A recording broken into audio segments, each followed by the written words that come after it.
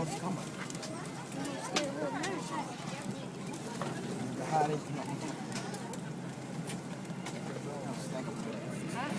sitter på flyget nu mot Sydafrika. Vi fick på sig hörlurar och tandborste, tandkräm och kudde och filt. Då har vi en skärm så vi kan kolla på massa filmer.